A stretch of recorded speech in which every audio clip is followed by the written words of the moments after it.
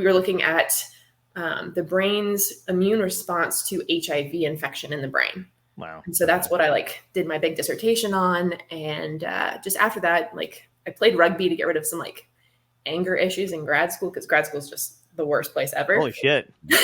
That's intense. Yeah. And just started watching concussions and head injuries. I was really fascinated by, the fact that you can be a fully functioning, normal human and then get hit in the head one day and your personality can completely change. And you have Were you giving any of those concussions? Not to cut you off, but I like how you were and I was just watching these people get the shit kicked out of them. I mean, it's rugby, so.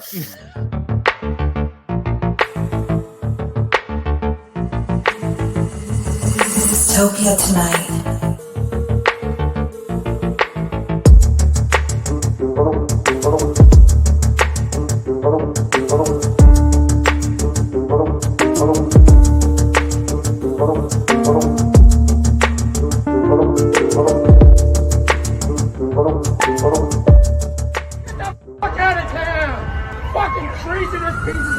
Dystopia tonight. What's up? How are you? Hi, you guys. How are you? Good. What's going on? I'm really curious. Before I describe what my job is, what do you think I do? I think you cure the brain of bad habit. No, I'm just kidding. I have no idea. No, I think no. It has something to do with your nervous system and also brain function, neurodivergent behavior and stuff like that too, right? But you do it with more I don't know. It's a combination of two things, right? Isn't it Yes. nervous system stuff and maybe, and I don't know. I can't remember exactly what it is because I'm a shitty host. But I know it has something. It's really cool, and it's something to do with those two things, right? Yes. So the two words combined, you've got the neuro, so the brain, right, and then immunologist. So I study the brain's immune system. That makes sense. Yeah. So how neuroinflammation, and when your brain gets inflamed and things like that, and traumatic brain injuries or viral and bacterial infections of the brain, that's my fun little specialty. So this is interesting to me because we have been talking a lot over the course of COVID and over the last couple of years, I guess. I don't even just about how COVID's more like a neurological disorder than anything else. And now I read something recently and I don't remember where exactly it was. May have been Time. I have no idea. But they were talking about now at this point in the game, all the neurodivergent stuff and all the neurological shit is really, really starting to bubble up and come to the surface. For people who've had the original COVID strain and then now kind of jumping up. Is that stuff that you're heavily involved in? Not heavily involved in that kind of research, just due to the safety level in the lab that I work in, but just fascinated by it. So kind of my rabbit hole side hobby is reading about what's coming out with that. And the really cool thing that they're starting to see, because early on in the infection and the pandemic, people weren't sure if we were actually seeing virus inside of the brain, because it's really hard to test for something like that, because spinal taps are incredibly invasive and painful. It's not something we do in lab for fun. There's a lot of hoops to jump through with that, and so the only time we'd be able to see that is at autopsy. Mm-hmm. And at autopsy, they were, taking brain samples and they weren't seeing virus. And they weren't sure if this is because hey, did the virus die off quickly when the person died? But now they're actually starting to think that one of the theories behind this neurological COVID that we're seeing is actually the brain, and specifically the barrier between the blood and the cerebrospinal fluid that surrounds the brain is actually sensing inflammation in the periphery of the body. Holy shit. And sending the signal to the brain, and the brain is actually freaking out on its own and causing more damage by itself. Wow. So it's not actually a virus directly attacking, it's an indirect consequence. And depending on where the inflammation in the brain occurs is the long COVID neurological deficits we're seeing. Wow. That's so interesting, right? Yeah. So just the body was creating that cytokine storm, right? Yep. It's similar. Very, very related to that it's sensing that much, all the pro-inflammatory markers in the blood, and saying, oh my God, something's wrong in the body, and sending that to the brain, and the brain's just freaking out. And the cool, horrible thing about the brain is that if it senses damage, rather than trying to kind of repair it like you'll see with the rest of the body, it kind of just says, hey, something's wrong, freaks out, kills areas around where it senses damage. Right. Like, it's like, I'll rather just like, burn the bridges and then protect the rest of it. Mm. And that might not actually be a good thing. So that's How does it tell? we're leaning towards.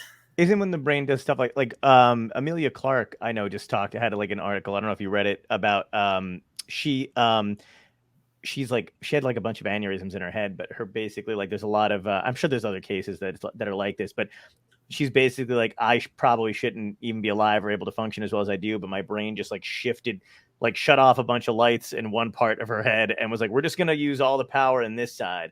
Like, would that work the same way with the COVID stuff? I mean, I guess it could. That's a huge argument just in neuroscience in general, because we see it in children who've had like parts of their brains removed. Mm-hmm. We see them pick up function that we normally think on like the opposite side of our brain. They'll pick it up on the other if they're missing, part of their hemispheres. And so it happens, and we talk about neuroplasticity all the time, and that's the concept of like, learning new things and your brain making new connections and all that stuff. And so, can't teach an old dog new tricks is probably not an accurate saying. Right. Yeah. So I'd imagine it's probably, I mean, the brain is also super cool that it can, adjust and adapt as well, even though it is kind of like the overly anxious, like end of the world, freak out, burn all the bridges kind of thing. Yeah, absolutely. Yeah. But every now and then it'll pop up in those circles. Like if you follow that kind of shit, it'll just be like, yeah, your brain literally knows where every organ in your body is, but won't tell you. Kind of a thing. I always find that kind of shit hilarious and kind of fun to like think about, where you're like, oh my God, I guess it kind of does, because it runs it. Yeah. So like, but if you were like, oh, can you help? And it would just be like, no, I'm not going to tell you shit. My favorite is where, like, the one rabbit hole that I just like get stuck on is the concept that, yes, all three of us are taught that this is what red looks like. Yep. Yeah. But what if red is not what we all think red is? Right. Yeah. Yeah, that is wild. And then I just like freak out. I can't wrap my head around it because like, with all the stuff from the James Webb Telescope coming in, and they're like, yeah, no, we got these waves in, and that's how it's like, because everybody I know will be like, is it a colored, like, how do we know what it looks like? I'm like, oh, because of the waves. And like, and I just want to be like, but how do you know? like it's, you're like, yeah, but it was what we would perceive. And I'm like, so only here we perceive it to be that color, but what about out there? And they're like, shut up. But doesn't it bug you out when they say like when you start to go on such levels where it's like solid matter doesn't even exist? It is our interpretation. I'm like, what? Are you talking about that thing where they say like there's only a certain amount of, like, you could slam your hand against a desk or whatever, and like the only reason why it connects is because all the molecules like come together or whatever. But like, I think statistically there has to be a point where they could go through. You ever heard about that? I've heard the reason we feel things is not that like our atoms are touching, it's the opposing forces. The opposing force getting close to each other, and that's right. what we're actually feeling. But I haven't thought about like the quantums of like if it crossed. I mean, yeah. They're basically like, at some point, if you did it, like there's a potential. I mean, it's never happened, but they're basically like, yeah, theoretically, like the more times you did that, or there should be like a point where like you'll break point through it. Yeah. Where like there's a I don't know what the number was, but they're like, there's a fraction of a chance that your hand should go through the object, and like the atom should go, like they should go. That through would each be awesome. Like, I really wish we had somebody to like look that up real quick, and I could be like, no, but this is what it is. But it'll take me forever to find it. So That's we're just horrifying. It is horrifying, and I don't understand any of that kind of shit, but I'm fascinated by it. You know what I want to know too, and I'm just gonna pick your brain about all this weird shit. You're gonna be like, this is not what I do, guys. And you can steer me back from this, but like, when like, can you actually see, like, if somebody does like a casket, like stuff like that, can you see trauma or like parts of the brain, or like, you know what I mean? Like, I can't think of what like a broken bone on an X-ray. No. I mean, like, psychological. Like, can you see, like, over time? Like, if somebody were to study someone's brain over a life and be like, oh man, like. I mean, you could. We have functional MRIs where we can actually measure activity in certain areas. Mm-hmm. And I mean, they do that with like, ADHD studies and things like that, where you can see where different areas are activated. And I guess if you were, you wanted to put the money towards following one person for the rest of their life. Good luck picking which person and which trauma. Right. Like, I cracked a really awkward joke in class today. Like, that was borderline traumatic. Like, my brain today. Right. Yeah, I mean, I guess over time you could. I mean, they do see that, and they'll see it with like depression too. You can see depression on. Well, that's what, yeah. Things like that. So, I mean, depression can be related to trauma. So. Yeah, I don't know why I picked the word trauma for randomly, but I have heard about the depression thing where you can tell like when somebody's not. But like, but by identifying it, can you fix it or no? That's an excellent question. And I guess it also depends on the kind of trauma. And like, are we talking emotional? Are we talking physical? Because I mean, my lab works more in physical trauma to the brain. Sure. But I guess too, like some of the studies they're talking about with like MDMA, I believe. It may be That's what I'm one of the two of those that they're saying that if you take it, they're calling it, I think they're calling it an empathogen. Yeah. Where it's basically, it's a molecule that allegedly produces empathy per se, I guess. But basically they're saying if you take it while you're thinking of a traumatic event, that it causes you to not respond to it as much. And therefore it's potentially a treatment for PTSD is the last I kind of like loosely read about it. But that kind of shit's wild to me. Yeah. See, I would love to, but like, I think you have to. Can you volunteer for that shit? Because I'll just take a week off. Or clinicaltrials.gov. Really? Oh, I didn't know that. There you go. Yeah, you can go in there. You can type in like any disorder you want or condition or whatever, and like put in your stats. Like, are they recruiting healthy? Are they recruiting men? Are they recruiting women? Are they recruiting whatever? You can type in things like just go on and list your entire family history, and then like they'll give you all the studies, and you can even search like in your zip code. Do you get paid for it? I was gonna say, and you might make a little scratch. Honestly, I got nothing to fucking lose. I'll take a week off of doing this. And then I volunteered for a study in New Orleans. Tulane was doing one where they were looking at gut microbiome and bone density. Mm-hmm. Okay. But in order to measure your gut microbiome, you had to poop in a cup. I've seen that web video though years ago on the internet. I think 2 girls did the study. Yeah, that was what started it. That was the moment they were like, "This is what we're studying." That trauma produced this study. So, and I've been doing it over here for free. I know I know. Seriously, Tom actually. That's our after show. If you want to stick around, it's pretty great. We're doing real good. Funds the Patreon, keeps us on the air. Yeah, exactly. Yeah, the fans want what they want. It's true. I can't help it. The gut biome thing is interesting because I didn't realize until I was having problems with my own for like I don't know, like 2013, and like it really is. It's like one of those things where like I would like Google it, like research it, and then I'd be like, no one's studying this. No one. Right? Am I crazy?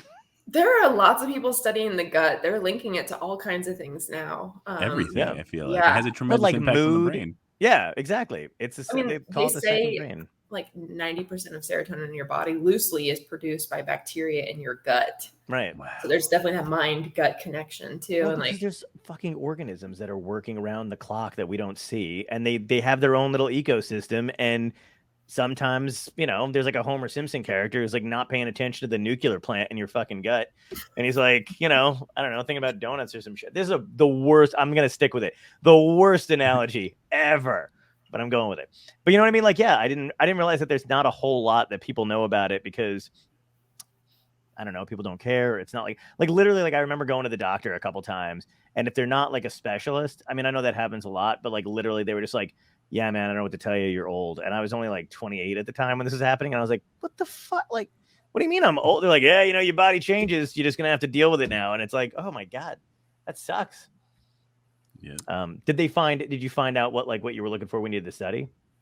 I have no idea. I was not involved in like the research side of it. I was just volunteering like to make money in grad school. And eventually, apparently they published their results and like, when you sign up for clinical trials, you can at least see who the principal investigator or PI is on the study.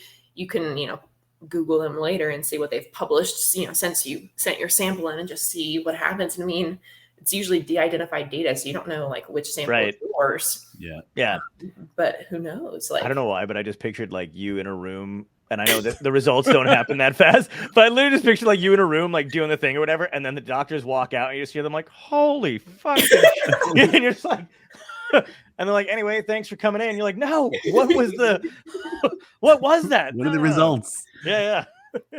Like, Susan just dropped a bottle. It's fine. She's not well. Oh my God.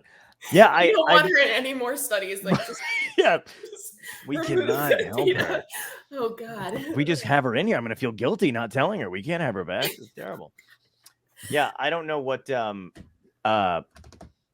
I don't know what to like. I don't know what to make of it, because the more I look into it and I realize like how much, like, it sucks, because I feel like every generation has that thing, obviously, where they're like, oh, they're never going to solve this particular problem in our time.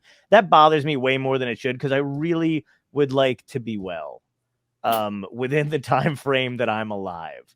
You know what I mean? Like, I feel like it's not fair. So, let your doctor buddies know I'm upset. Like, all of my students, I'm going to go into class on Friday and be like, to my 55 students, yeah, John is upset. No context. John is upset. You got to do something about it. It's like he won't stop texting me. Please, can you guys just give him a placebo, something? Tell him to fucking inject himself with something. That's crazy though. I didn't know you could just randomly volunteer for shit like that, because I want anybody to be like, hey, we got a thing that might make you a superhero. You want to take it? And I'd be like, yeah, immediately. I'll take a Captain America serum. Like, they could kill you. It won't. You might turn green. Okay, let's go. Yeah, exactly. Yeah. Your dumb jacket won't fit anymore, but that's something we could all afford to lose. Honestly, we're all a little tired looking at it. Would you do it, Tom? Would you take something? I don't know. That's a good question. So, like, what would it be for? Like, am I going there? I don't know. For the greater good? Is it going to cure like something tremendous? Maybe.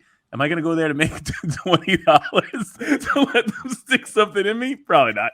$20. I mean, they do list why and like what it's for and what they hope to find. So, you could choose, and they usually list how much compensation. So, it'd be like, cure cancer, but you don't get paid, or you get paid a lot and you poop in a cup. That's a great question. I think I'd probably rather cure cancer and not get paid. But can I do both? Can I poop it a lot, get a lot of money, and then go cure cancer on my own? Tom's gonna go into the room for something completely different, and then just also be like, "And I just shit in a cup for you because I." Here you go. I did this because I wanted to. Yeah. And now we're gonna. I just figured you could use it. It's like, that's not what we do here. Curing gut bio. You're good. Good luck. Yeah, good luck. Yeah. I wish you the best. Jeff Goldblum just walks in. That is one big pile of shit. Why did you just shit in that giant cup? I'm a philanthropist. It's like, it's his fourth time in there. Can we stop giving Tom cups? How many times? We're grateful for your service, but Jesus Christ, stop giving him cups. Oh man. So now back to serious topic. Now, I like what made you go in particular into this case and to go like inflammatory, like brain, stuff. Like, what is the thing that made you go like, that's the one for me? What's a long story? I'll abbreviate. I don't know if you know, but this is on the internet. It's permanent. Everyone can find it. For the first 20 minutes, I have to redeem myself. So I started out like wanting to be a doctor because I broke a bone, saw an X-ray, thought it was just the coolest thing ever. Like, you could see inside you without like being inside you. Yeah. Okay. I was like, okay, cool. I want to be a doctor. And then that year, my grandfather was diagnosed with Alzheimer's. And so kind of watching like one of the most brilliant men I know slowly decay over time, and like no one knew anything about it. It's like, we know so much and yet we know so little. And like, we have so many treatments, but nothing actually works. Yeah. And kind of just watching that, I was like, I want to figure it out. And just kind of how my brain's always worked. It was like, I was never happy with just getting the answer. Like, don't tell me the answer. I want to know how and why it works and figure it out that way. And so, my questions started deviating from med school. Like, rather than just telling me what to prescribe, I want to know how and why this works. And so I ended up deviating to a PhD, and how those guys work. Like, you pick your topic, and I started out in biomedical sciences, which is a broad, like, it covers cell biochemistry, like all these different things. And it just so happened the lab that I joined to do my thesis project and my dissertation was an immunology lab. And so, you pick up all the techniques from that. And then that first professor left for a different job. So I joined a neuro lab, and the second professor found a way to combine my projects. So like we were looking at the brain's immune response to HIV infection in the brain. Wow. And so that's what I like did my big dissertation on. And just after that, like I played rugby to get rid of some like anger issues in grad school, because grad school is just the worst place ever. Holy shit. That's intense. Yeah. And just started watching like concussions and head injuries. I was really fascinated by, you know, the fact that you can be a fully functioning, you know, normal human and then get hit in the head one day and your personality can completely change. And you have Were you giving any of those concussions? Not to cut you off, but I like how you were like, and you know, I was just watching these people get the shit kicked out of them. I mean, it's rugby, so it happens. That's I mean, great. it's two parts giving shit and getting shit. So, you know, Gotcha. it balanced out. Like that's, you know, crooked nose. I didn't even notice. Couple nice rugby hits. Yeah. So I got you. It was like, oh, this is really cool. And I think it's really, especially when they're linking so much of these like head hits and head trauma and traumatic brain injuries and PTSD and CTE with football players, you know, it's all seeming to be related to, you know, this head trauma that I was like, I really want to know how and why, like it's such a limited area. There's X number of cell types in the brain. Like we, you know, and all these different, you know, markers and stuff. How do we not know what's going on, and how are we not able to treat it and prevent it, and why are we still seeing damage down the line? So that's kind of, you know, what I do now. What my lab is really focused on. So long story short, I do some cool stuff. Interesting. Yeah, that is really interesting. It's funny because like I started out when I was way younger, I wanted to, first when I was a little kid, I wanted to be a doctor. I don't know why. Then it went into, I wanted to be a football player because I was playing football. I break my leg, right? Whatever. I lose my scholarship to a D1. End up working in like physical therapy. So then I was going to be a therapist, and TBI I was all about it, right? Because it was the same idea. You could see somebody go from like perfectly functioning, almost like bedridden, back to a functioning adult, because you could see the brain like heal and mend itself, and it was crazy, right? Mm-hmm. And then I was going towards that, and then my life totally shifted because I started making more money than the therapist with my entertainment company. So then I went into entertainment and never looked back at it. Sorry. So the philanthropy and money thing is always weighed back and forth with me. But but I totally dig like I also had a grandmother who was had like a form of dementia, not total Alzheimer's, but form of dementia. So I watched like two different grandparents that I was really close to. One was healthy as a bull physically, but mentally like got ravaged by dementia. Then my grandfather was like totally there mentally, but then his body was totally failing. So it was an interesting, I feel so much like I want to know so much more. I give you a lot of credit because I don't think I'd be able to do the schooling to wade through it all. It's a lot of trauma. Yeah. We should be thanking both of you for not going the deep blue sea route and experimenting on sharks. I mean, I'm petrified of sharks. So that was worth the reference. I want to go like diving with sharks in South Africa. I want to do that. That's you think you're going to be one of those dudes that pushes the nose of the shark away real quick? Like you've seen those videos where they're like, "Oh, this is what you do," and I'm like, I don't have those huevos. Yeah, I know, right? They make it look way easier, I think, than it probably, you know. I mean, they're like, "Oh yeah, it's not a big deal." Like they can be redirected easily, and I'm like, to another ocean? I'm not. How many times am I doing this before someone yanks me up in a metal crate? Oh like, man, fucking Richard Dreyfuss style, you know. Again, a reference nobody gives a shit about. Not you guys, but just in general out there. You know what? Richard Dreyfuss's kids care about that reference. I'm sure they do. Yeah. I think they watch. Why I do it. Actually, that's why I do the show, for Richard Dreyfuss's kids. People ask me why I do this and why I'm in entertainment, and I say Richard Dreyfuss's kids are the reason why. It might be listening. So that's crazy though that like you decided to do that because of. So do you feel like, I mean, like it's got to be. Would you do this if you didn't get paid? That's one of the things I like to know about. You would. This is something that you're that passionate about. If they were like, you got to do this shit for free. Oh yeah. I mean, I work more hours than I'm paid for anyway, just because this is what I love. This is what, I want to make a difference. Right. I think life is futile. I think I'm in the nihilism party now, but it's like, me too. I have to give some meaning to the world. And like, I'd rather give back. And everything's pointless anyway. So, do you flip back between the everything's pointless being really dark days of everything's pointless to then it does that 180 where you're like everything's pointless, but then you're like everything's pointless. This is pretty Everything's great. pointless, but I saw a dog. It's a great day. Exactly. Yeah. Where it's like the one thing where you're like, oh, it's not so bad. I had a starburst, or maybe not that, but something good like, it's made your day or whatever. It's nice. How do you divvy your time up between, like, because we were just talking about totally different stuff out of your field, but I know I've seen your posts. Like, I know you're interested and you like reading that kind of shit, but like, you're still heavily involved in like learning about obviously your own field and doing all that kind of stuff. How do you split your time? Like, when do you get time to rest? Do you give your brain a break? Does it, what do you do? Well, you guys joked earlier about 80-20. I'm 80% caffeine.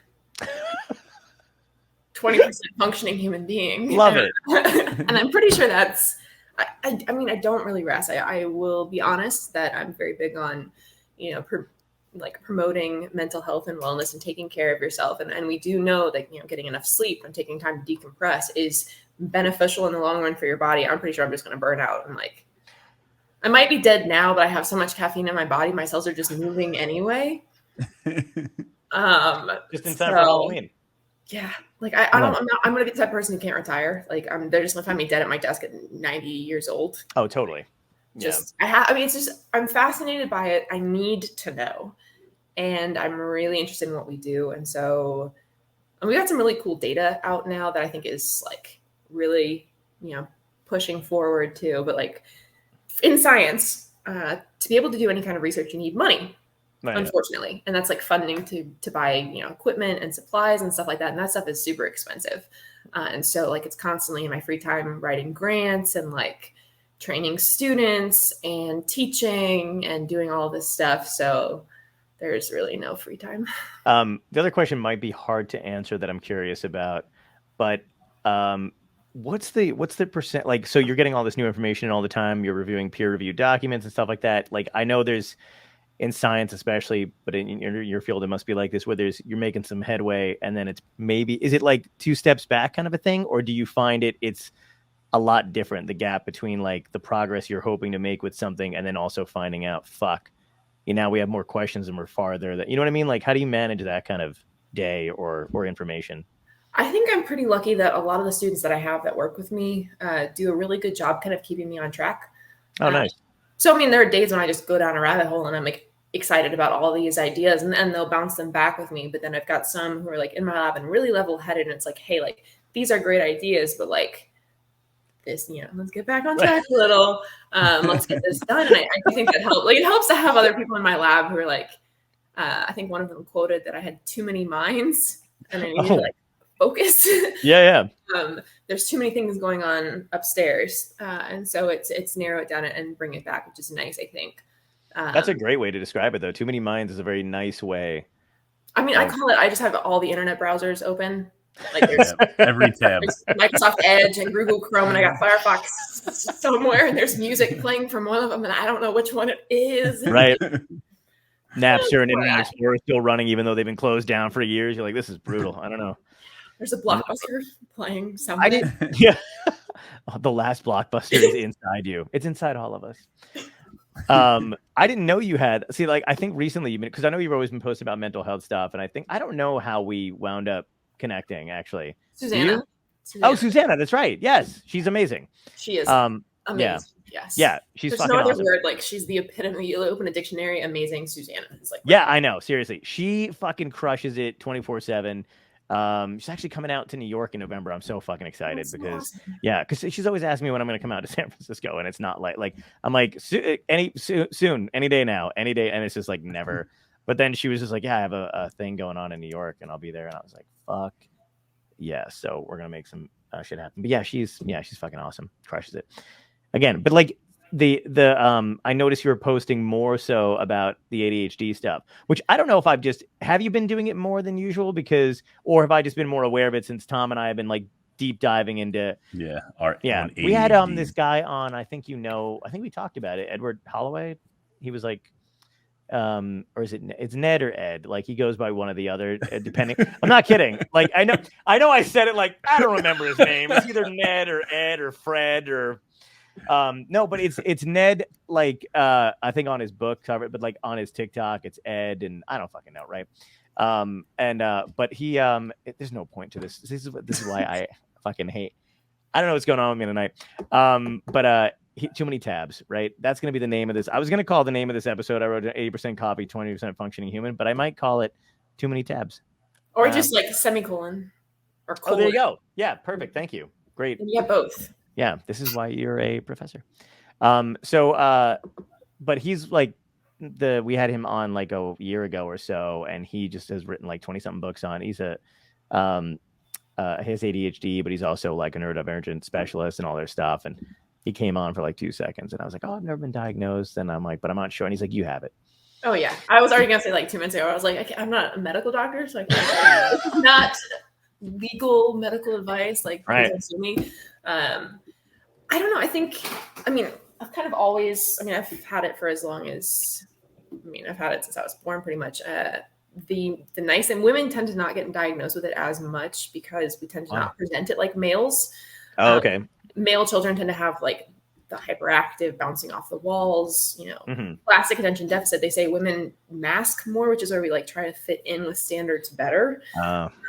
Fuck that. Yeah. I completely agree. Yeah, I presented this classic. So since I was a kid, they kind of always knew. Okay. But I think I post more just because I think there are so many people out there who don't realize they have it or don't think they can get that far. And so I've had some people message me and it's like, hey, like you mentioned you have this, and like, how are you a professor? Like, how are you functioning? I'm not functioning for one. Like, how are you functioning doing all of this? And so it's like, I figured I'd be, honest and talk about it because like I struggle with it constantly. So my friend and I were just talking about the twice exceptional thing with ADD.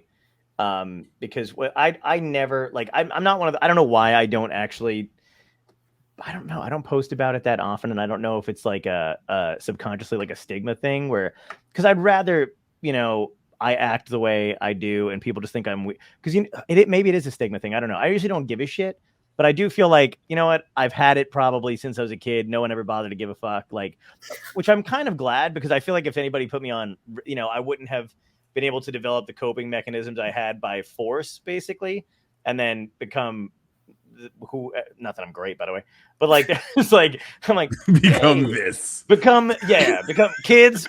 How could you become all of it? And they're like, please stop. It's too much. But it's weird. Like I don't talk about it as much, but I agree that like if I meet somebody else who kind of says that they've got, I'm like, oh man, how are you? Like I like to jump in and like trying to figure it out together or see how they're coping with it or how they handle it and shit. It's interesting. You're not coping with it. That makes you feel better. Agreed. We got memes and that's the best. Yeah, exactly. Self-medicate with memes. What does your shirt say? Oh, it says. Do you know what's funny? Somebody in the audience to listen to science. Oh, that is a beautiful shirt. Thank you. One more time. What does it say? And now is the time to listen to science. Yeah, and it's got a spotlight on a mic. That is a fucking awesome shirt. I'm super jealous. Yeah. It was from the AAAS, American Academy for the Association of Science, or so. Wow. 3 A's and an S is science. Really selling it tonight too. That's so good. Oh, I love it. What did you say? Did you pop something up, Tom? I missed it. Oh, I said that is actually what one of our listeners, Jackie, asked. She's like, "Oh, that's crazy." Yeah. Because I just noticed it kept like popping up, and I was like, it does kind of look like an alien spaceship though. Like if I duck down, it does absolutely. Yeah, totally. Yeah, it was an well, we were talking about prevention strategies for illness and disease in my microbiology class today. So I was like, wore this because one of the big ways you can prevent is with vaccination. So I was like, let's talk. I'm the Miss Frizzle of science t-shirts. Nice. Not dresses. It's t-shirts. So like I got a bunch of nerdy ones upstairs. Yeah. You're the modern nematodes. Oh, that's so great. So. Oh my God. See, so now I just want to see all like your entire, if I could move the camera, I could, I'm not gonna, I would, there's a shit, because then it's like a lot of effort and I'm already having a bad day, but there's like a shit ton of just t-shirts, graphic tees. I'm made of graphic tees. So anytime I see something fucking cool, I'm like always secretly jealous. But I was going to ask you another thing about, do you have any, like you subscribe to the idea that you can literally like trick your brain or train your brain out of, certain things that maybe people find the need to medicate for? I mean, I think you can. I definitely think it's easier with medication. Sure. But I didn't like. I never took ADHD meds growing up because I never wanted. Like, I was in the stigma like group that like I didn't want to people to think that I wasn't smart enough on my own. Right. I'm already really hard on myself, and I didn't want people to be like, "Oh yeah, you only got your PhD because you took Adderall all the time." And I was like, so I didn't. I was like, I refused. Like, I got prescribed it, never picked it up, never took it. Oh wow. Was like, hey, I'm going to do this on my own, so no one can turn around and be like, you're a dumbass. I mean, I am a dumbass, but like, they couldn't turn around and tell me that like I didn't deserve it, that I like I actually worked hard for it, and so I struggled a long time doing that. But there's just so much stuff that like I ended up hurting myself more by not. Because like one thing people don't realize is ADHD is also emotional dysregulation. Your brain is chaos, and it's like you get onto this idea, and what if it's a negative idea, and then you're just hyper focusing and spiraling on it. And it's like, the difference with me, if I take Adderall, like I'm not, super smart, like, typing at the Bruce at the computer, like all these different things, getting so much stuff done. It's just, I'm calm, and I'm better able to tell myself like, oh, hey, I see you're kind of like thinking like, you awkwardly smiled at that person an hour ago, and you're still dwelling on the fact that you're like, holy crap, I smiled too big. They think I'm weird, and I'm just letting that derail my whole day. And like, if I taking Adderall or something, I'd be like, no, Elizabeth, you're a dumbass. Like, who the fuck cares? They're not even thinking about that now. Like, whatever. And so it's better. Like, I am better able to be like, talk to myself and say, hey, like, not necessary, not important. Like, you're spiraling. Don't do it. So nice. It's a hard thing to manage. It has like an opposite effect if you do. Like, I definitely feel like my wife said to me all the time, like, she's like, I could see her ADHD. Like she could see me go through it, like bump around to different things where I'm like, I'm really talking about something, then my mind just clicks out to the next thing. But isn't it weird that if we take Adderall, it like calms us out, right? And then other people take it to get like that amphetamine feel, right? Which somebody said to me the other day, they're like Adderall is just like a microdosing meth. Like that's what you're really doing to yourself, right? And that's pretty crazy. Yeah, I mean, if you take it long enough and in high enough doses, you can have symptoms of, methamphetamine addiction. Right. So, I mean, yeah, it's a thing, but like it is, I think one of my favorite ones, like when I'm like, this is an unofficial diagnosis because I'm not a medical doctor, but like my two favorite ways of asking or like figuring out if someone has ADHD, but like what happens to you when you drink coffee? Most of them are like, I could go right to sleep, drink I overdose caffeine. Yeah. Right. You're self-medicating because stimulants kind of have the opposite effect with people with ADHD. And the other one I ask is like, if I were to give you a random object, like where's a blue paperclip in your room right now, John? You could be like, it's under the dresser in the back corner behind the dust bunny. Yeah. This baseball card from when I was 13 and like, you can, and then like how you talk, like literally asking for some random object, exactly where it is in this random chaos. I think those are like my two favorite, like unofficial diagnostic criteria of ADHD. Right. That's pretty great. I want to turn my camera around because that's how my desk is crazy. But like if you're like, where is this? I'm like, oh, it's right here. What are you talking about? It's the only reason why this background is blurred because this room is a goddamn disaster, but I know where everything is. And it's your disaster. Yes. Yeah. Absolutely. Yeah, 100%. And like you get like super frustrated if someone like just moves it an inch. You're like, but in my head, that one sticky note is like behind the fridge. Dude, I had somebody coming over because I had to work on like the setup and everything like that. But I had all these pile of notes, and some of them were like bit ideas and premises and stuff. Some were shit left over from the podcast or title stuff or whatever the hell it was. And I was like, oh my God, I don't want to move all this shit, but I need to. So I literally just kept them in the piles they were in and reassessed them on just so I had them in the same order. And then it was like, why don't you just throw this away? I'm like, don't fucking touch a thing. Like, if you need me to move it, I'll move it. It's weird.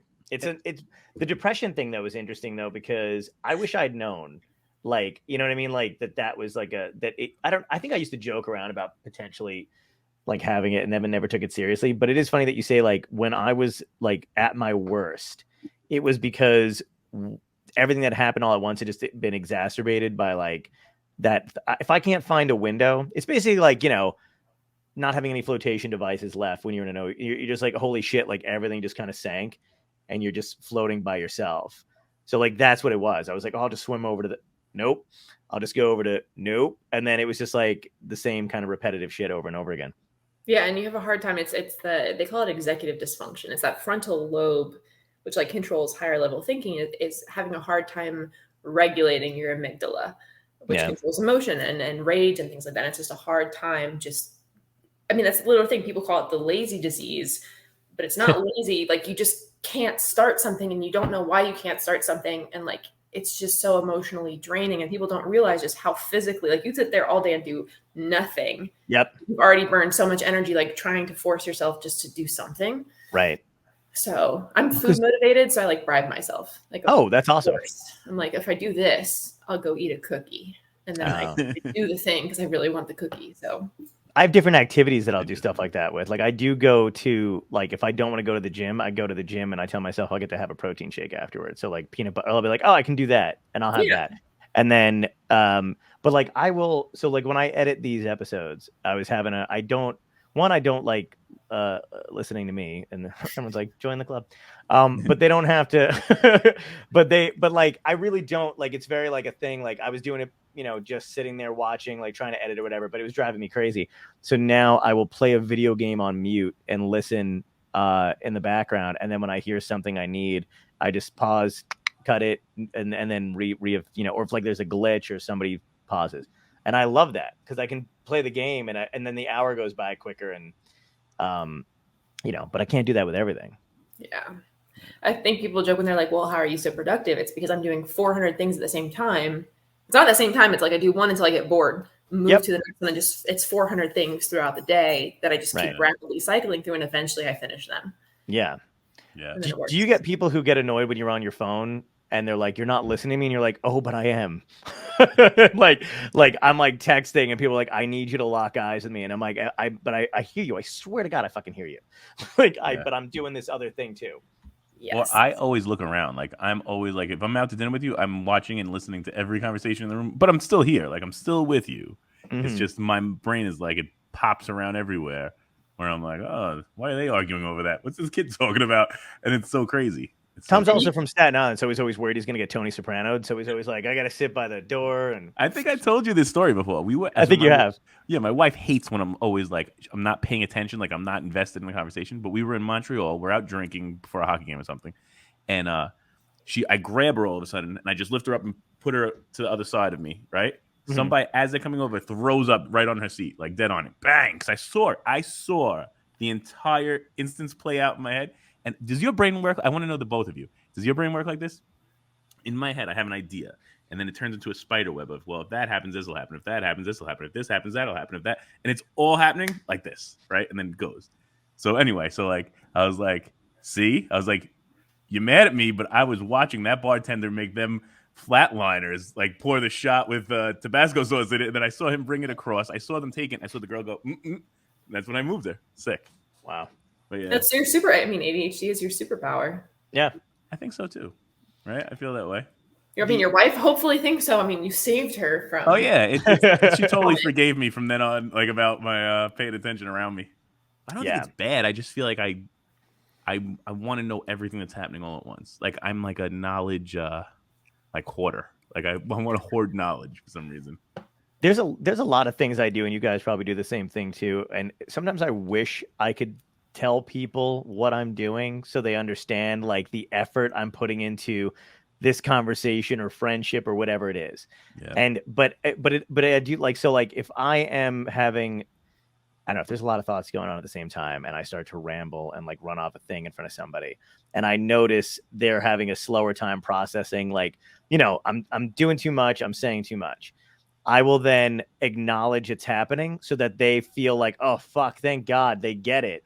And then I feel like that acknowledgement and joke gives them the distance to go, I could dismiss everything you just said because I was half paying attention, or I feel comfortable enough to know that, okay, and I'll go through it.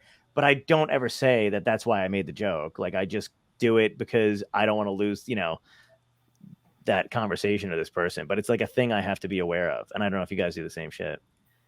Yeah, when I lecture. Okay. Yeah. Wow.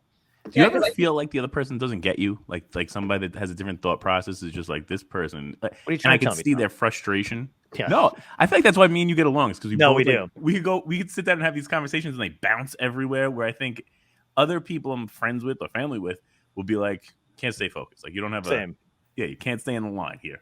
Like, life's not made as a line. You know what's great about the three of us right now in this conversation? By the end of this, we're going to be like, do you guys just feel like you're better than other people? I'm convinced like ADHD people find each other because we function well together. We get it. Yeah, totally. Yeah, we're better than everybody else. That's why. It is a weird fucking thing, and you do kind of glue. People.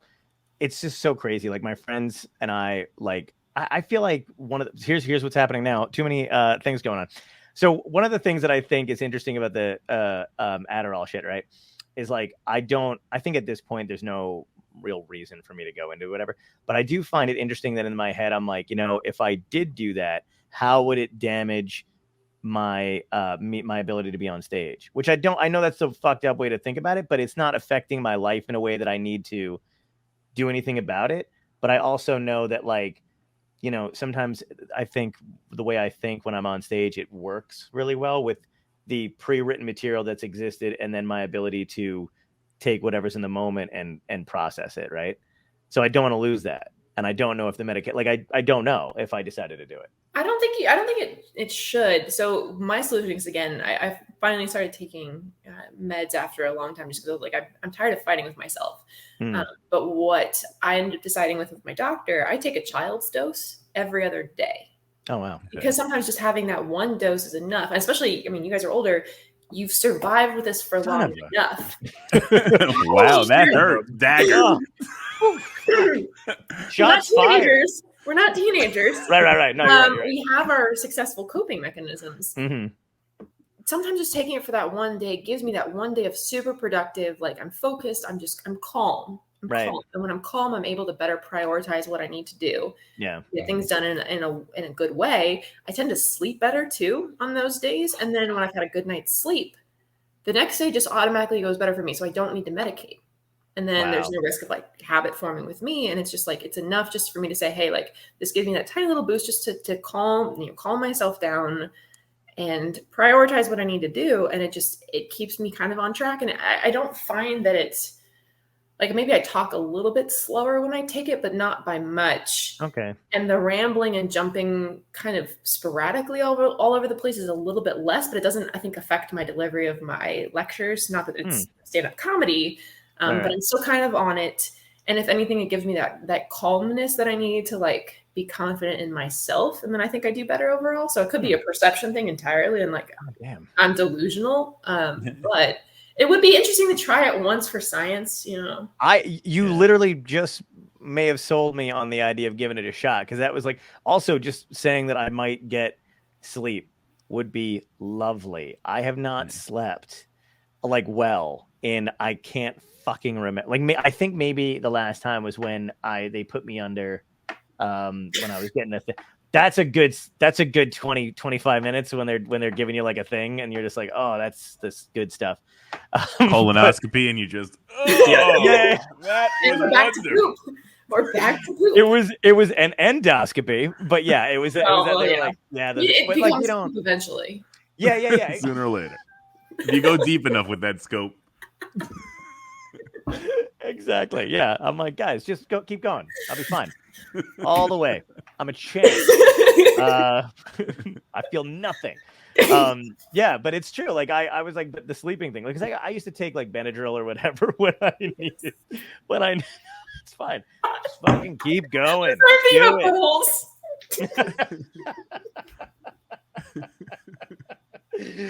Don't leave any of these tabs open when you leave here, by the way. Because don't drive that thing alone, You don't want them popping up. Your husband's gonna be like, "What the fuck did you do this evening?"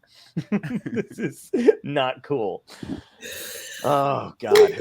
Got tears. Do you feel like when you're on stage doing comedy, John, or when you're Beth, when you're giving a lecture? Because I feel like when I like have the mic in my hand and I'm in front of people, I'm very like, I'm zen. Like, I'm in that moment. Same thing when I'm playing poker. Like, there's certain moments that all my other happening just zones out.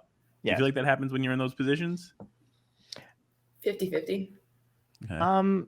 I mean, yeah. I mean, I've had moments where like I definitely know, like, maybe like when I started, like where I was too all over the place. I always think of it as, do you remember KB Toys? Do you remember that toy store when you were a kid?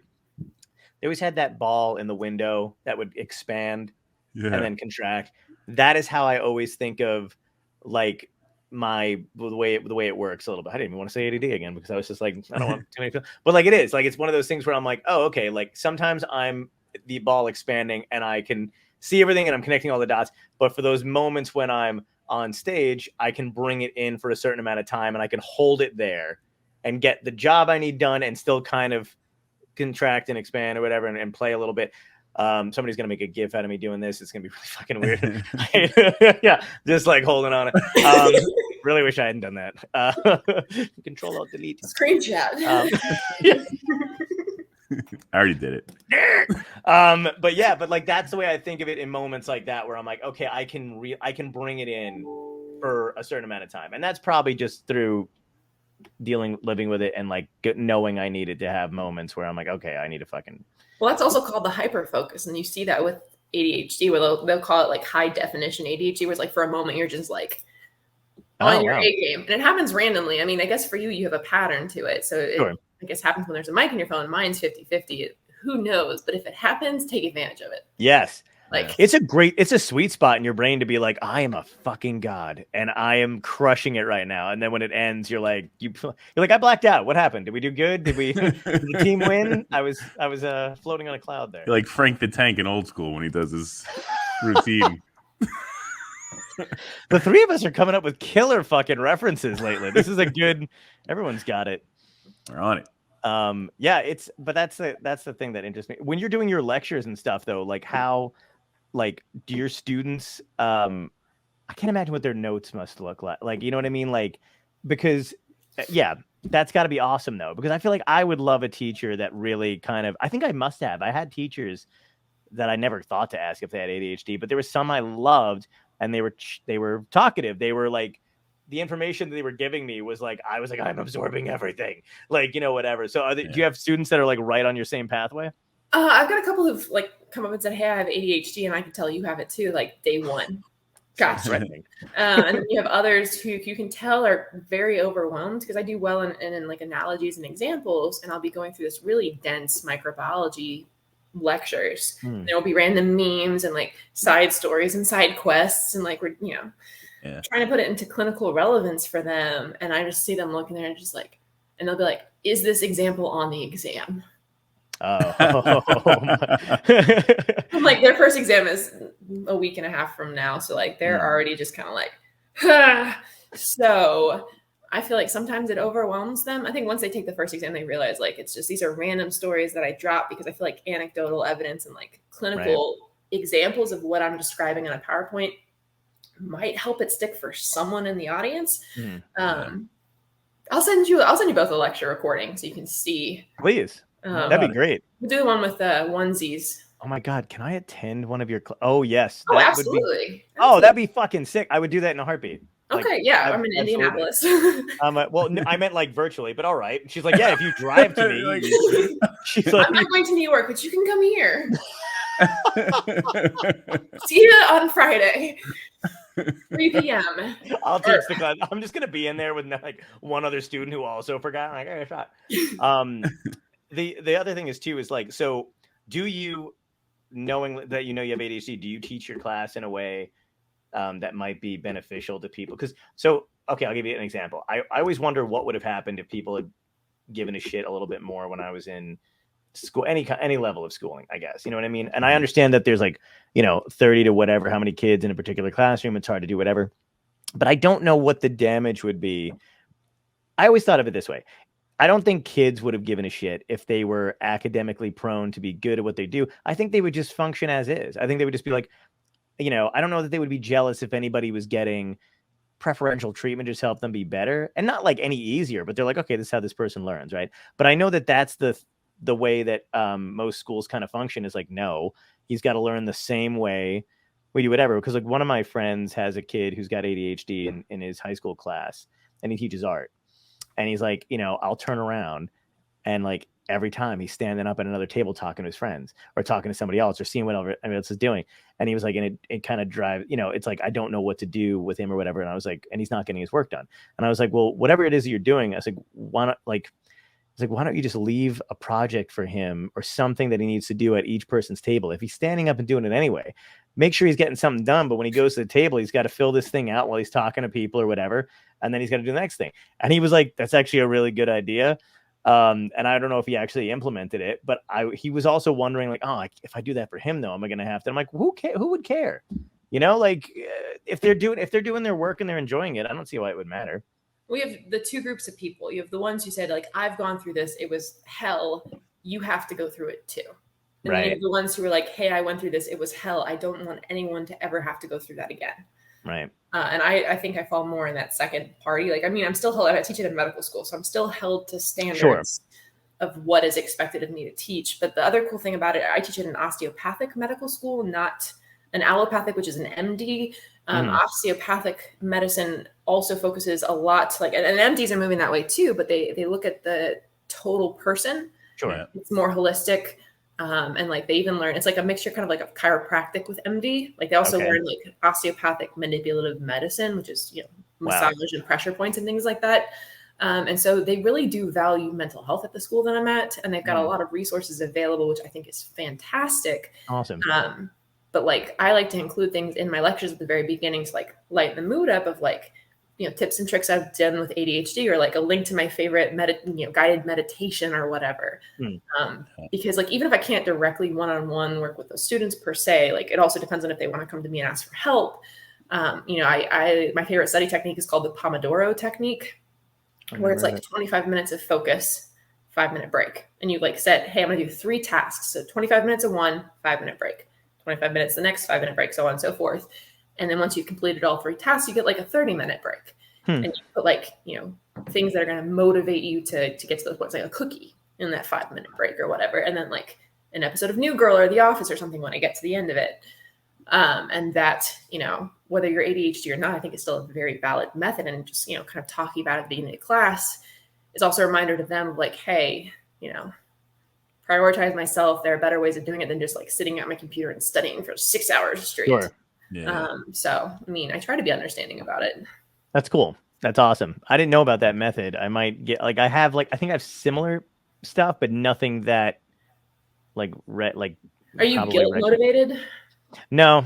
Oh. I know I said that, but I've burned. Well, no, I'm guilt motivated if it's for, so this is what I used to do with a buddy of mine. If we were, had like a project to do with somebody else, we would pair with a friend who we did not want to let down.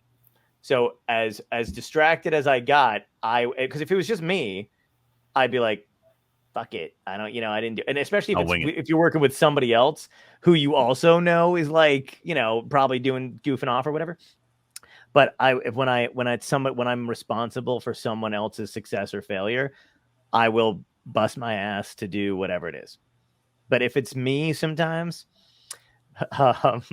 I will burn my own bridge with me at both ends, with me in the middle. Well, the reason I asked about the guilt, so the one that gets me is, I mean, and this is not an ad, but there is an app called Forest where it's like you set a timer and it grows a tree during that timer. And if you use your phone for social media or Instagram, it asks you, do you want to kill this tree? And I can't. That's great. It's an animated tree, but like I can't kill it. Right. But it forces me guilt motivated to just keep focusing until the timer goes off, and then voila, I have this beautiful tree and you build a forest. That's really interesting. So it took advantage of the fact that I am very guilt motivated. And maybe electronic trees. Wow. Well, like even like, so I have to try that. I don't know. Cause I feel like I do kind of anthropomorphize, like I'm one of those people that like, if I walk into a store and I picked up, like I was looking for a gift for my cousin, she's 8 for her birthday. I picked up a stuffed animal. And then I was like, I don't know. And then I realized it was the last of him. And my brain went, he's alone. And I was like, no, it's ridiculous. So fucking like, it's not real, you know, whatever. But the eyes and it took a lot to walk out of that store. And I think he's dead now. Yeah. Like that stuffed animal killed itself. Yes. It just slightly fell off the shelf. So like the neurological trauma of Toy Story. Yeah. This is what did this to all of us at Prime, or like Brave Little Toaster. Oh my God, that movie fucked me up. That messed me up. Yeah, 100%. So that's where this trauma came from, of like, this last teddy bear is crying on a shelf. You have to go back and get it now. Like, I feel bad. You have to go back and get it now. Yeah. is crying on a shelf by I've itself. definitely bought stuff before like that. Like I've been like, I don't need this, but I can't leave it right now. It needs me, and maybe one day it'll come alive, and I don't know, but yeah, nothing like that. People are like, he's crazy. We're not watching this anymore. Jackie said she always buys items in the store with imperfections because she thinks no one else will want them. Yes. Oh, yes. yeah. Like a fucking stuffed dog with a fucked up ear, or like a thread, or like, yeah, I'm like, oh, that's so sad. No one's gonna want this one. Or like an eye miss. Oh, when something has an eye missing, I'm like, it's all right, buddy. I'll get you a ship. We'll play. You can rule the 7. The Isle of Misfit Toys. Yeah. Oh, I'm like, see, that's another good one. Wow, there was a lot of toy. Do you think that was to get us to buy toys? Yep. Like Island of Misfit Toys. Like if you don't just buy to give this us shit, they're guilt sad. for the rest Yeah, of they're our sad. lives. That's fucked up. Yeah. They did it to us. Thank you, Disney. Yeah, really. But I will do when I was working out doing stuff, like back in the day, like I was, ridiculously good shape, but that was on my own, right? I fell into a pattern. Getting back into it now, I started there's a guy we've had on the show is like a health and fitness advisor. I've known him for years. And after the pandemic, I called him and I was like, dude, you got to help me because I cannot do this on my own. But now that he checks in, such a weird thing. I don't more than there's days I definitely don't want to go, and I know I wouldn't if I didn't know he's going to ask me tomorrow. Yeah. And that's and it's such a weird thing where I don't know why I don't care about where I'm like, yeah, I'm not fucking I don't want to go, but I'll go. He went to the trouble of putting something together. You need accountability. You need that other person to be like, I think that's why Dystopia took so well with me and you, because we're both we have somebody else that's like, I don't want to let this other person down. Yes. And if it was just you, be like, I'll get to it. Oh man, they would never. Yeah, absolutely. Yeah. And now there's other people involved. So we both are like, fuck. Yeah. Now we got to really do, something. Lock in and get it done. Yeah, absolutely. You mentioned that. Sorry, go ahead, Tom. No, go ahead. I was gonna say it's so interesting, to watch, to talk to other people who have a very they could see your weird vision. I feel like a lot of other people look at I don't see this. I don't see what you're seeing. I'm like, no, you don't see it. It's vivid to me. Yeah. But to everyone else, I'm like, no, they got nothing on it. So it's interesting to be able to associate and then have discussions with other people that see it the same way. Sometimes you think you're crazy. Don't you think you're crazy sometimes? I'm like, of course. Yeah, but isn't it the Captain Jack Sparrow quote? It's but I know I'm crazy, therefore I'm not crazy. Yeah, I think about that all the fucking time. Where that's how I counter. I'm like, oh yeah. I'm like, oh no, it's fine. I'm thinking about it, so I must be all right. I once thought I was a psychopath. I'm not, but there was this brief moment in grad school where I was like, I wonder if I'm a psychopath. Yep. And I was in there taking quizzes online to tell me how I scored on the psychopathy scale. And the postdoc behind me turned around and was like, dude, if you're this worried and concerned that you're a psychopath, you're probably not a psychopath. Right. I think about some things like that too, where I know how I figure out how to work a room full of people to make it so I'm I know I'm extroverted, but I have an extroversion where I don't know. I remember Heather, we have a friend who's what is her specialty again? She's a Jungian I know she does Jungian stuff, but I know Elizabeth. I just like how you guys just are that one friend, and you're immediately, yes, I know that. She's an epidemiologist, is what she is. Right, but she also teaches that Jungian, she teaches a course in Jungian psychology, doesn't she? Yeah, and she's very big into personality types. Personality types. ENFP and which I am an ENFP and blah blah. What are but you? I'm an ENFP. I'm an ENTP. Well, then I fluctuate, and then I'm on my period, and I'm emotional. So ENFP. I'll own up to it. That's so great. No, I just like that you took the quiz twice, and you were like, I'm going to take it while I'm doing this. Because, yeah, but I know, we talked about it because, I know I'm an extrovert, but I also, I don't know what it's called or how she explained it, but basically, during the pandemic, I figured out my extroversion was not oh my God, if I don't get in front of people immediately. I just figured out how to be extroverted within the parameter within the box that I was in. So that was whatever I dealt with. But when I think about going to a party or work in a room or figuring out everybody's dynamics or whatever, and you ever see there's two groups of people and they both have a different opinion of you, and you're there's no real point in me pushing back, and not even a negative one. Let's say they're your friend, but one person thinks you're this, the other person thinks you're that, or whatever. And I'm there's no point in pushing back on either of them. I'm just going to try to work both in my advantage and then have this conversation with somebody else who doesn't know me yet. Because one person's like, oh, he's just like, and I'm like, not quite. And the other person's like, oh, they're just like this. And you're like, I'm meeting this person for the first time. Can we calm it down? And then you have to manage that thing. And then I'm like, who thinks this much and this quickly about interactions? But I'm doing all that while I'm like holding a beer. You know what I mean? Like, does that make sense?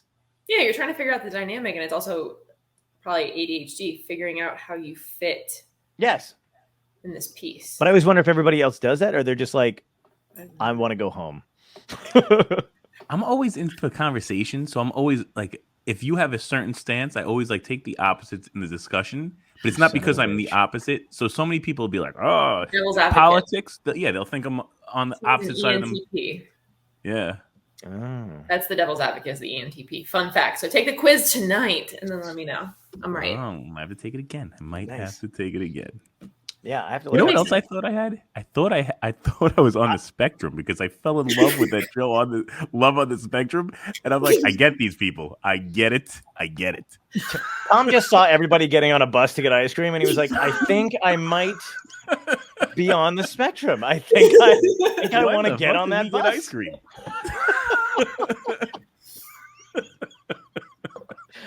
I feel kind of bad for saying that, but it's a fun thing. It's nice. You get on a bus. Yeah. Swear to God, my wife, she's like, you're not. Look at how social you are. I'm like, no, I'm telling you, I get the thought process. I see it. Like, I totally like. Right. It's so clear. It's so clear. But yeah. But overlaps with ADHD. Fun fact. So yeah, does it? So totally makes sense. That totally makes sense to me. Like some of the masking behaviors they see with it, and being unsure of yourself in social situations, but wanting social situations and kind of trying to figure out that weird dynamic. Plus, they talk about like hypersensitivity in certain times to like sounds. Oh, really? Like chewing can set you off at certain people. Like, there's different sounds. Chewing drives me nuts. Like other people chewing, and I probably chew horribly. I can't. Like, I need to put the TV on, music on. They're like, "Oh, you can't just sit and talk." I'm like, "No." It does drive him nuts because I occasionally would like before a show would start. I'm like just finishing like a top or whatever it is, and he's like, "You eating? You having a good time over there?" Because he's in a mic like. I'm like, oh my God. I don't like eating alone. So not that I don't like eating alone, but if I'm eating, I like when somebody else is eating. Just with headphones in. Now tell me I don't belong on the show. Hold on 1 second. This will be better. Oh my God. But it overlaps, so it makes sense why you might relate to some of that. Yeah, you see, so it's, I don't know. Like, I dig the fact that I think so much more. Sometimes do you ever get jealous of other people who are very like stupid? I wouldn't say stupid, but content. No, right at the end of the show, we're gonna think we're like the bee's knees. I love that saying, the bee's knees. I use it's a that great all saying. the time. The bee's knees, kid. So I imagine people saying with a transatlantic accent. I like it. I dig it. Yeah, no, I envy people like that who can like walk around eating a bag of Skittles and not be thinking they can get a cavity, like just enjoying that bag, and they're not like 24/7 like, oh my God, what am I doing to myself? This is sugar. How many calories are in this? Am I gonna get a cavity? This is gonna be weird. If I bite down really hard, is this gonna come out? Like, and I just see them enjoying their fucking life.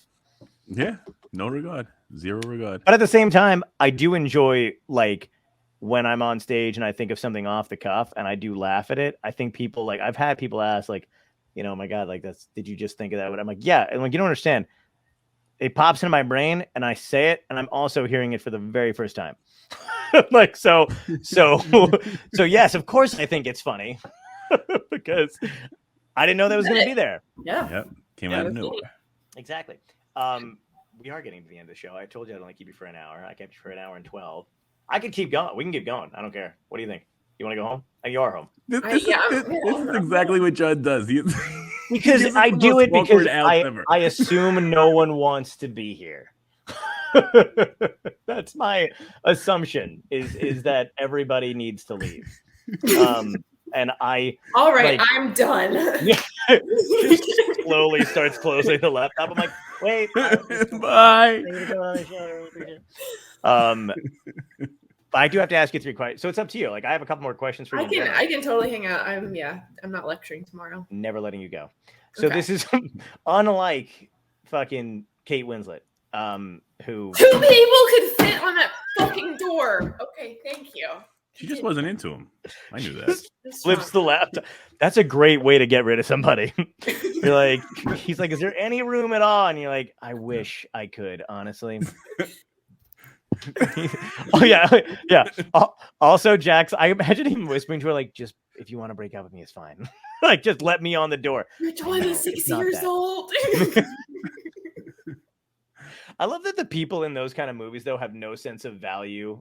Like, she just takes that thing that could put her grandchildren through college and tosses it in the not even a second thought. Nope. Like, I would have been like, who could this help? Doesn't matter. Just fucking my traumatic brain injury research.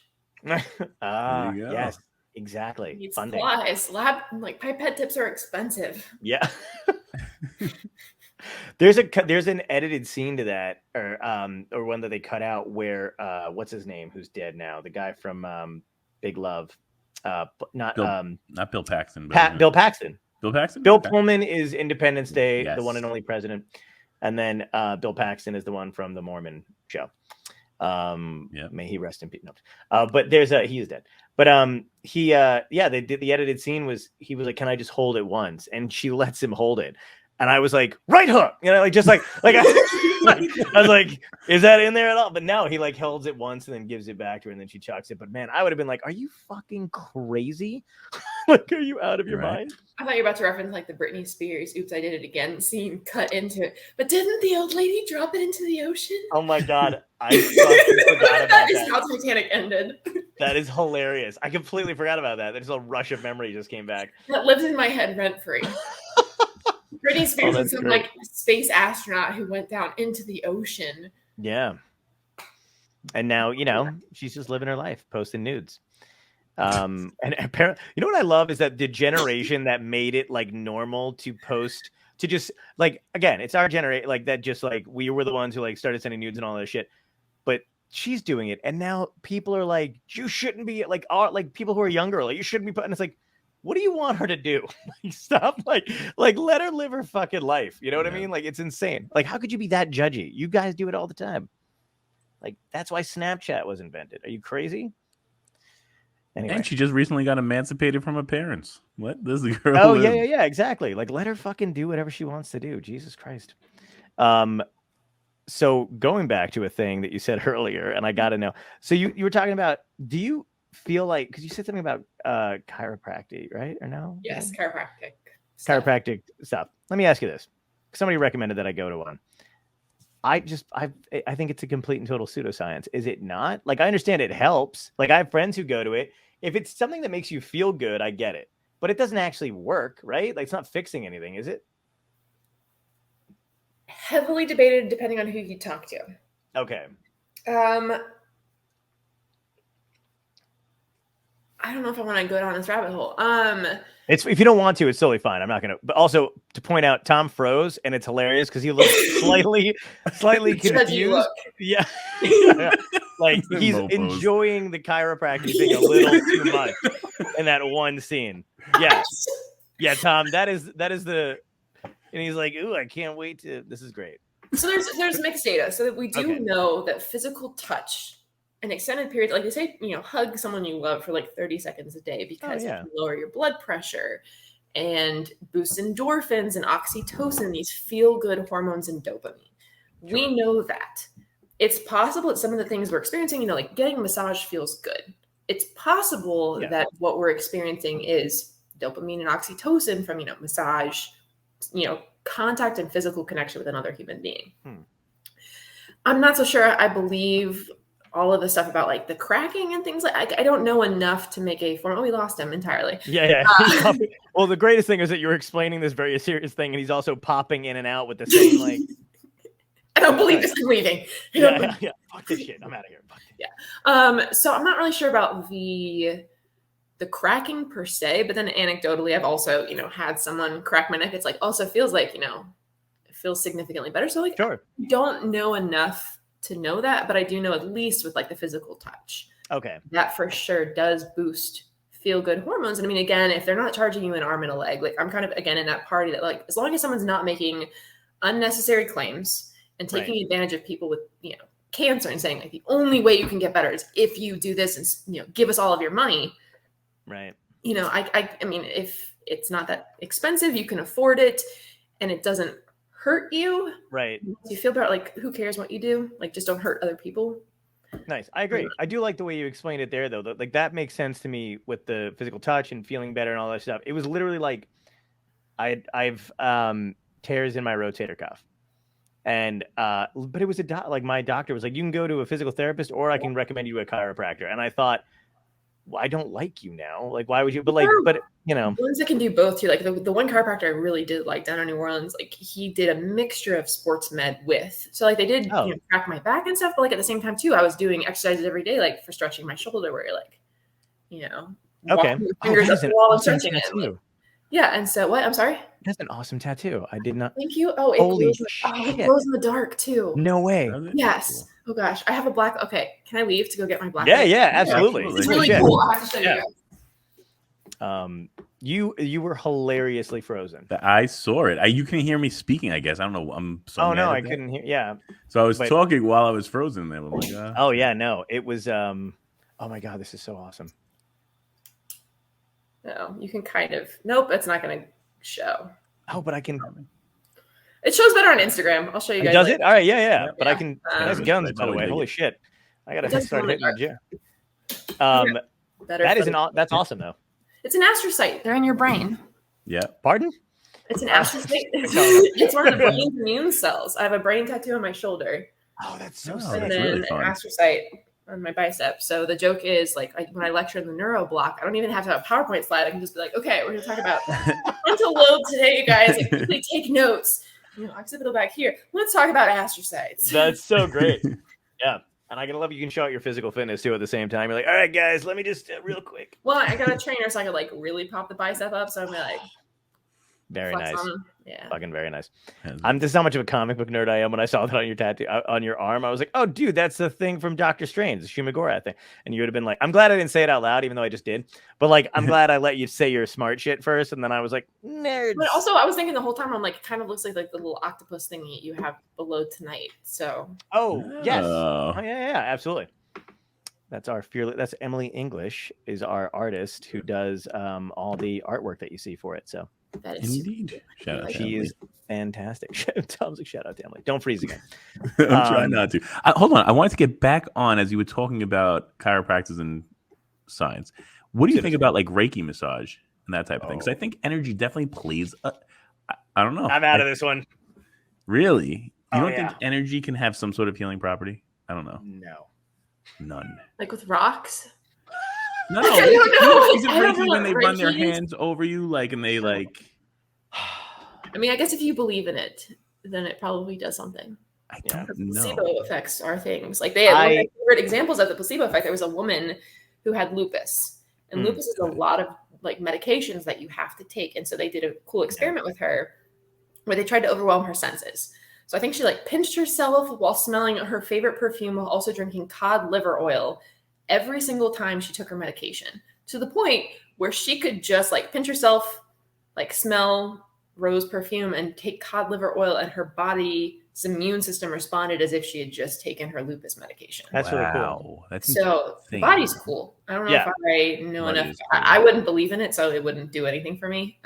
It's like hypnotism. I don't believe in it, so it wouldn't have an effect on me. But if you believe in it, more than likely you're gonna have it. So that's my thing is long-term stuff, right? Like I understand like momentary, like the chiropractic thing I understand to a certain extent. I don't like when somebody tries to do something where they're like, long-term, whatever it is, then it just winds up getting worse. Like I understand momentary fixes. I understand, if you have like a knot in your arm, like we know putting pressure on it will release the muscle over time. It's a muscle release. Yeah. We know this part. It's just, I just don't know if the cracking actually, I don't know. And I think there were some people who were trying to measure that and see if the actual cracking of the back did anything, but it might just release dopamine again, heavily. Right.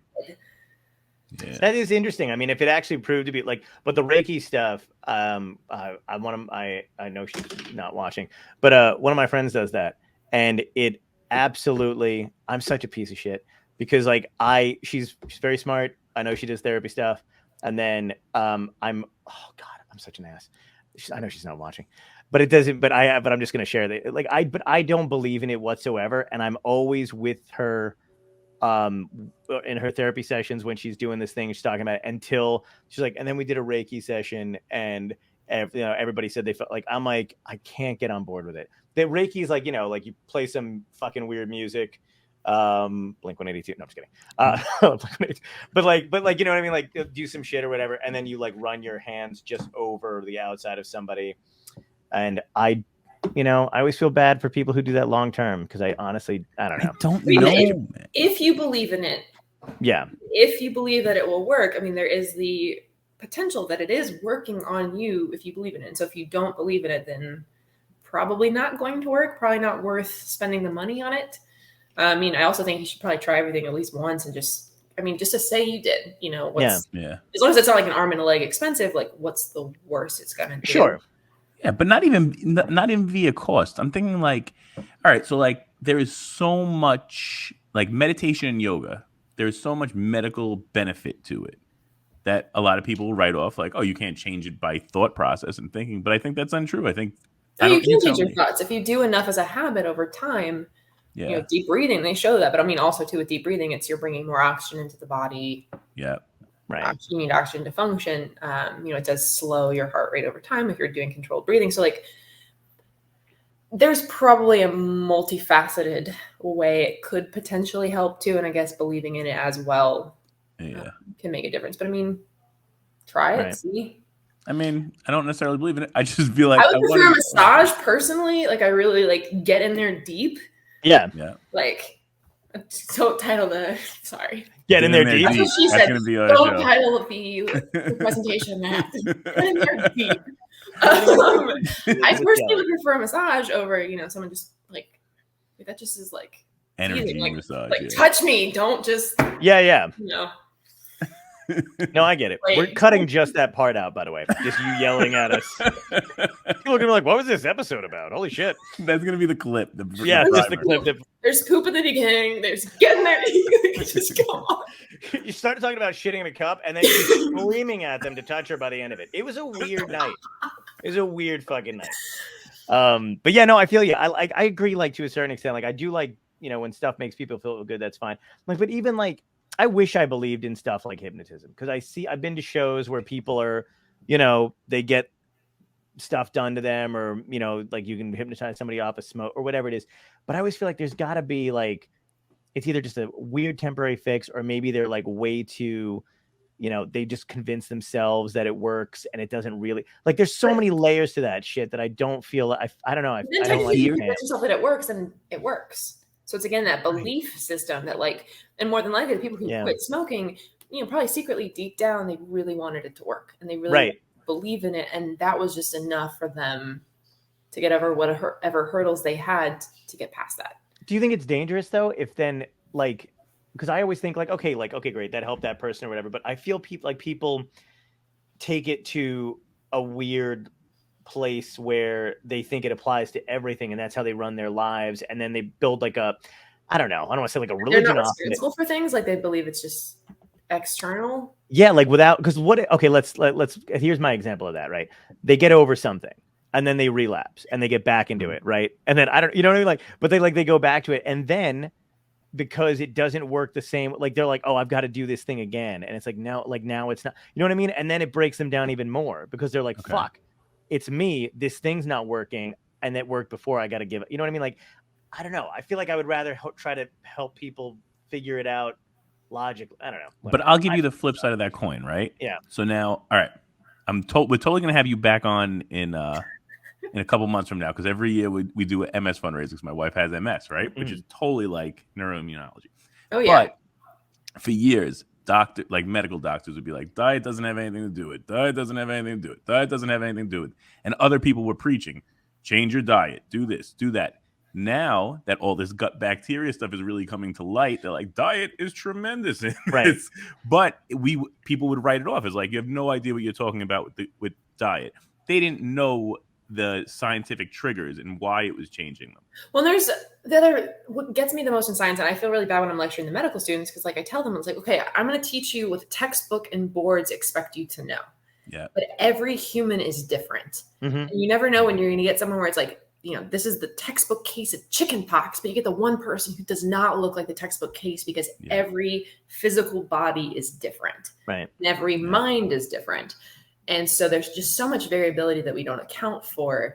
And again, I mean, just in general, and that's the reason why I do like also osteopathic practices, they do really emphasize, you know, diet, exercise. Like, yes, they're still medical doctors. They will still prescribe blood pressure treatments for you. Like if you show up and your blood pressure is through the roof and you're at like risk of a heart attack, oh yeah, by all means, you're going on all the drugs. Mm-hmm. But at the same time, they're like, okay, let's sit down. Like, how stressed are you? Like, are you smoking? Are you eating like, you know, T-bone, 36-ounce T-bone steaks every day and like washing it down with Budweiser and that's it? Like, let's talk about ways that we can actually make you healthy in the long run. And we do know, you know, proper vitamins, getting sunshine, like getting the right amount of sleep is super important. Sorry, John. I know. Yeah, I suck at that right now. I know it's bumming me out.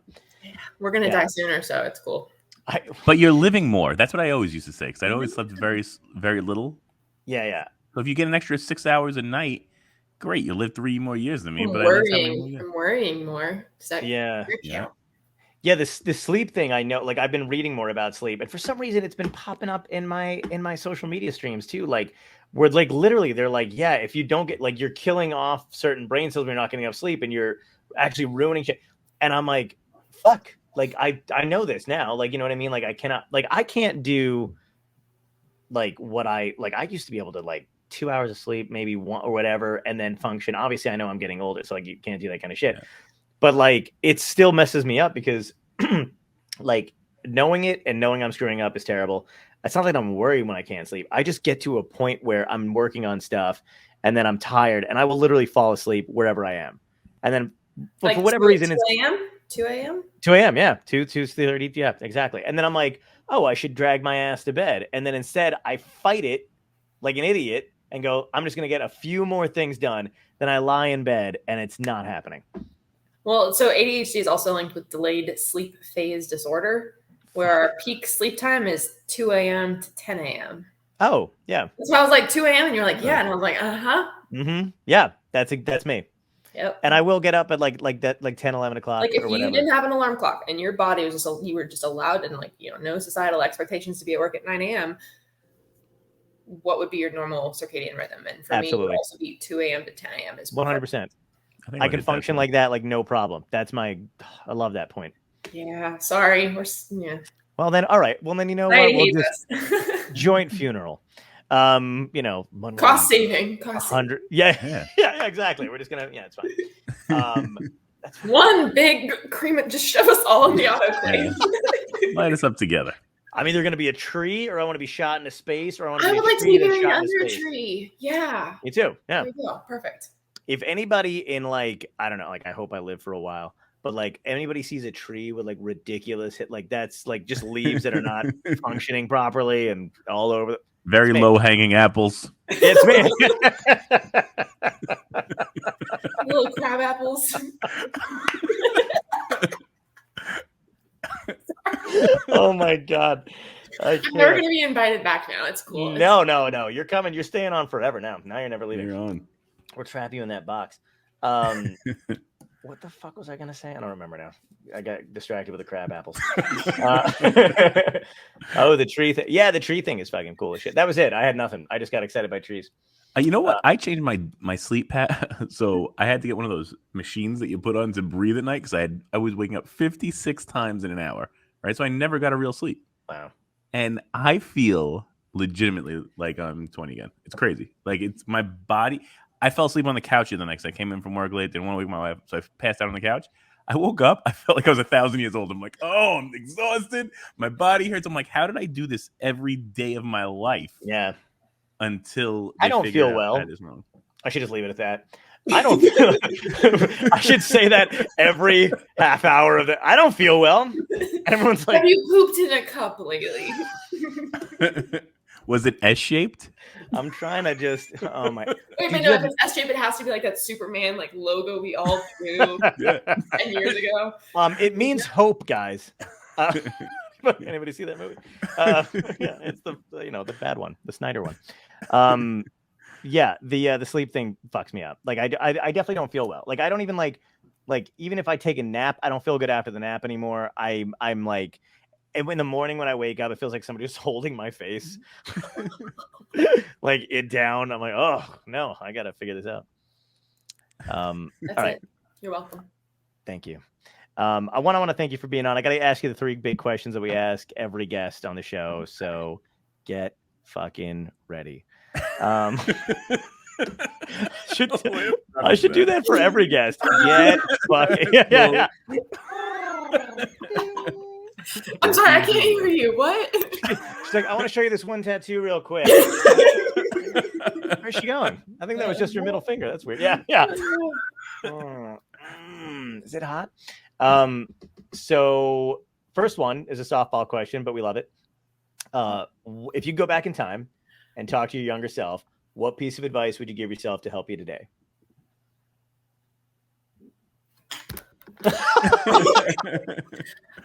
I honestly have no idea. All right. Like, I guess just keep going. It'll be okay. Okay. Embrace being the weirdo now.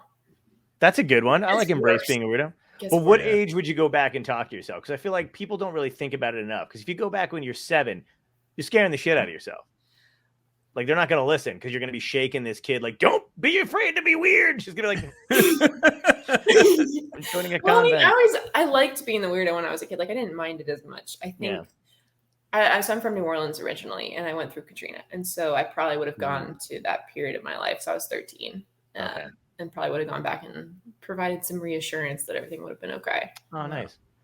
That's crazy. You went through Katrina, and I went through, well, you were a kid then, but I went through Hurricane Sandy, and my parents lost their house, and I was in an apartment complex that didn't have, like, it's crazy. I can't believe you went through 2 fucking, you don't often get 2 people in a room who experienced 2 of the worst fucking natural disasters.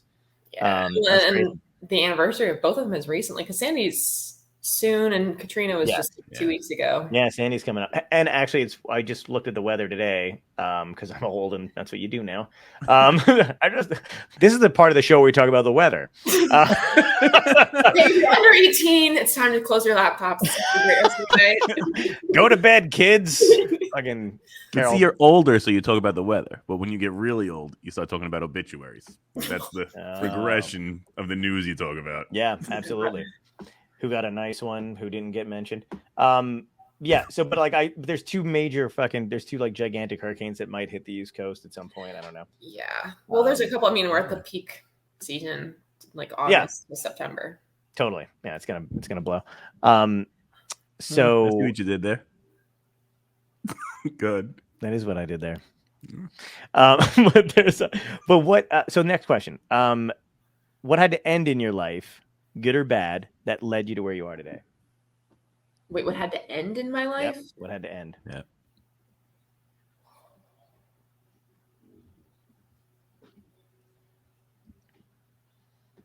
This is gonna sound horrible.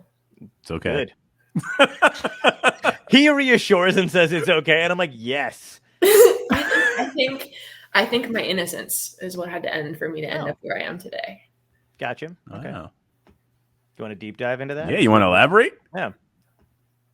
Okay, let's confess to strangers. To strangers. Hey, you guys are friends. It's the rest of the internet people. I was on track to be a medical doctor, and I got assaulted in college, and tanked my grades, and was worried about the MCAT, and just kind of bombed everything. And at that point, was like, I don't know what else to do with my life. Took the GRE, crushed it, applied to one medical school for a PhD program, got in, and like, wow, here's where I am today. So yeah, it was traumatic, but like, right, you're joking with you guys on the internet, so like, yeah. I don't know. So like now we're getting to the trauma section of the. That's good. Like you took something negative and turned it into an incredible positive in life. Can I ask you how? I don't know if you think of it this way, but how long it took you to go to be that healthy about it, to talk in a healthy way about it? Like within like the last. Oh, I thought you meant. I was like, Jesus Christ, is it my fault? No, I'd say probably once I got to the professor position too. It's just cool. like getting my PhD and then getting to this point, and it's like I'm the director of a research lab at a medical school, and it's like this wouldn't have happened if, and I have fantastic students, and I love teaching, and I love what I do, and it's like I never would have, this is never what I thought that I would be doing. Sure. And I love what I'm doing. And I would not wish that on anybody, but at the same time, where I ended up, I made the best of it. And I think it's pretty awesome. It is. And it's part of and I feel like we're definitely going to have you back on to talk about this kind of stuff, just because I'm fascinated by resilience, because I didn't realize that is not a subject that people really understand. Until we had a guy on, Dr. Richard Firth, his name is, he wrote a book called The History of Human Emotions. And we started to get into that they just really don't understand what makes somebody resilient versus what makes somebody what we see, today with a lot of people who are having trouble getting out of their thing. So that fascinates the hell out of me that you were able to, turn that around. And I've gone down a rabbit hole in genetics with resiliency. So we should absolutely. Oh, really? Yeah. Oh my God. All right. And so I was curious about the genetics of first responders tend to stay in the same family, and they tend to handle that kind of environment well. And there are some theories that there might be some genetics that predispose people to be able to tolerate that more. Holy shit. That is so that's my side rabbit hole that I'm obsessed with, and other podcasts I've kind of talked about that. So I'll have to send you the links to check it out. But that's super interesting, because I have this conversation all the time. I'm not built. I have a lot of friends that are cops and firemen and this and that. And I'm not built for that. I'm at a party every time I work, people are celebrating life. I could not handle going to negative. Well, it's automatic for those people. If you think about firefighters, our inherent human behavior is survival. Yeah. And we want to run away from fire, and yet there are those people that they see it, and without even thinking, they're turning around and taking their body directly to danger. Right. So there's this whole theory called the altruism hypothesis with development. So there's some cool, it's a fun rabbit hole I like. So. Oh yeah, that's cool. So the next time, if we have you back on, we're gonna have you back on for the MS thing definitely this year. But I want to have you back on again, and we'll do a part 2, and we'll just talk about that kind of stuff too, because that's because I forgot that didn't mean to forget about it, but I remember you told me your dad was a cop. My stepdad was for 25 years, same thing, and he was in Vietnam. So we have a bunch of stories where he was going through that kind of stuff. And I know he risked his own life a bunch of times, diving into the to save somebody, and it's crazy. They don't even think about it; they do it, and it's I like knowing how those people tick. So yeah, it's fascinating. I love that kind of stuff. Yeah. Oh man, no, I can't wait. Yeah, okay. I'm sorry. No, but it's great, and I like the part 2 part. Last question is, if this is a genuine dystopia, aliens or zombies or a comet heading toward Earth, whatever your preference is for the end of the world scenario where it's everyone's last day, what's your epic death? How you going out? Saving someone. Oh, that is great answer. How? My life won't have meaning unless I've given it for others. So love it. Yeah. That's great. That's a perfect answer. We should have faded to black right on that. Yeah, saving someone. I could do that. I could edit it that way, so it doesn't look like I'm fucking talking over, going, "How dare you, ma'am? Please." You need a curtain. Porky Pig just comes up. Oh, yes, please. Yeah, I post a lot of memes. I'm sorry. Oh, Haley's my student. Oh, no way. Hi, Haley. She's awesome. She is doing a super cool project. She is looking at traumatic brain injuries in race car drivers, and with not crashes, just the speed of going. It's cool. She's got a really cool project. So that's very cool. I didn't even think about that. Actually, the speed of going around and stuff like that. The G-force around it. And yeah. Long term, yeah. So we'll talk about that with resiliency too. I speed all the time. I wonder if I've damaged the people that I'm with emotionally. Physically. Aw. She's amazing. She's That's very so sweet. So, this is awesome. Dude, I'm so glad we got to talk. And it's crazy because it is the first, we've only texted back and forth a bunch and shit like that through the whole thing. So it's nice to finally get to talk to you. Am I freezing for no reason right now? Also, you've had this color every once in a while. You'll move and it's there's colors. Max Headroom, right? I don't know. I don't know, man. It doesn't even exist. That's why literally spent money to get a better thing, and it's turned out to be worse. Story of my life. Better than this. I'm just in my dining room. I would love it if that was a fake background and that was what you chose. We're like, no, it looks good. I would like to look normal. It would be great if you turned off the green screen and she just palatial mansion. Dexter's Laboratory. Oh man, Yeah. such a good show. Back to the Psychopathy. What if it was just poop samples? Just kidding. Everywhere. It's just jars behind you. Next time. Oh God. Thank you so much for doing this. I really appreciate it. I love talking to you. You are welcome. Love talking to you guys. See, this was fantastic. I will talk to you guys soon. Have a great rest of your night. Do I leave? Am I supposed to click leave or do I? I got you. No worries. Yeah, He'll hang out and hang out for the green room because we're gonna sign out in a second. Okay, cool. Thanks so much. Bye.